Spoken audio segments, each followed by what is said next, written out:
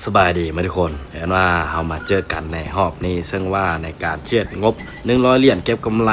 มือละ5เหรียญเช็ดนั่นแหละคือมันลดความเสี่ยงที่สุดมาต่อ EP ที่26นะทุกคนเนาะซึ่งว่าเราได้เช็ดไป2รอบแล้วก็เก็บกำไรมาอยู่ที่ 1.85 เหรียญเนาะซึ่งมาในรอบนี้เราก็จะมาซื้อต่อในการเก็งกำไรเราซึ่งว่าเงื่อนไขของเราก็มีอยู่ว่า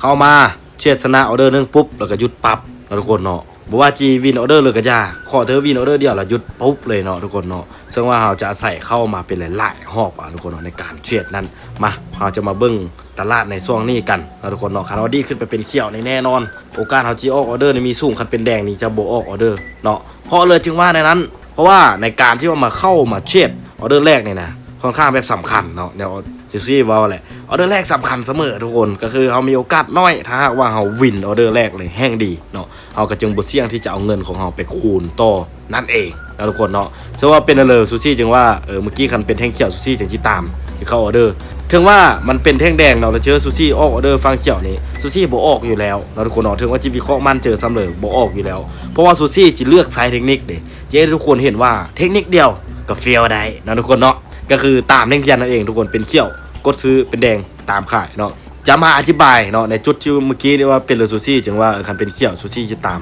เพราะว่าในช่วงนี้ทุกคนเห็นบอกมันลงมาสร้างแนวรับที่ค่อนข้างต่ำเนาะราคาเนาะมาคุ้งกับฐานแนวรับอดีตแนวรับของมันแล้วมันกดราคาขึ้นไปทุกคนมันกดราคาขึ้นไปคราวมันกดขึ้นไปได้แบบสูงนี่เขาก็ต้องตามซื้อเนาะเพราะว่าธรรมชาติของกราฟแล้วเวลาที่มันลงมาแน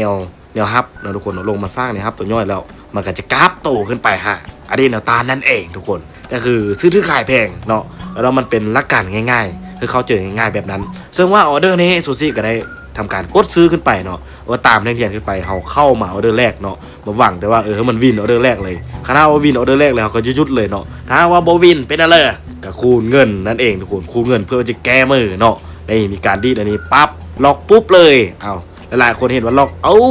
เพื่อเห็นก็ปิดเขียวโมเมนต์เนาะมาปิดแดงซ้ำก็บ่เป็นเลยเนาะถ้ามันพลาดปุ๊บเนี่ยเขาก็คูณเงินเป็น2เหรียญเพื่อว่าจะมาแก้มือเมื่อกี้เวลาที่เขาออกออเดอร์นี้ไปถ้าว่าชนะเนาะได้มา 3.9 เหรียญทุกคนซึ่งบวกเสต้นทุนแล้วหักล้างเดียวเขาก็จะมีกำไรอยู่ 0.9 เหรียญนั่นเองเนาะอันนี้ก็ว่าในการคูณเงิน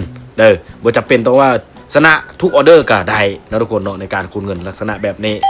อาศัยหักล้างเอาซึ่งออเดอร์นี้เขาก็ได้ตามซื้อไปอีกบาทนึงทุกคนถ้าว่าพลาดออเดอร์นี้เด้ก็ปรับเงินไปเพื่อเนาะทุกคนเนาะเพื่อสิ่งที่บุคคลคิดเพื่อสิ่งที่มันจีสามารถเกิดขึ้นได้เพราะว่าการเช็ดมันก็เกิดขึ้นได้นะทุกคนเ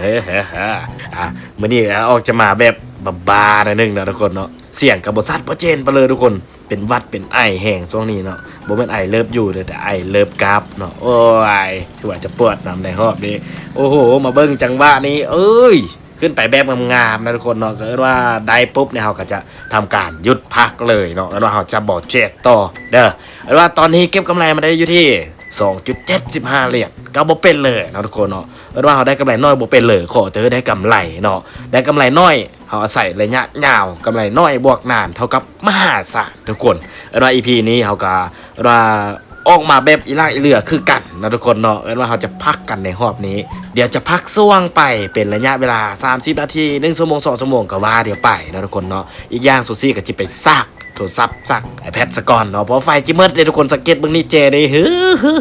8%ทุกคนโอ้โหฮูเตลินเนาะหมอนี้เนาะไฟดับซะตอนนี้แย่เลยเนาะว่าจะบ่ได้อัพคลิปตัวนี้ลงให้ทุกคนได้เห็นเลยตอนนี้อัพซื่อๆเนาะเดี๋ยวซูซี่จะไปตัดไปเรียบเรียงซะก่อนก็คือไปเอาเสียงที่แบบทรงว่างมันออกไปมันจึงคลิปที่บ่ยืดบ่ยาวคือทุกคนฟังแบบเพลินจึงบ่อยากนอนเนาะทุกคนเนาะจะพักซ้ำนี้ด้วย EP นี้ติดตาม EP ต่อไปจะเป็นอะไรนั้น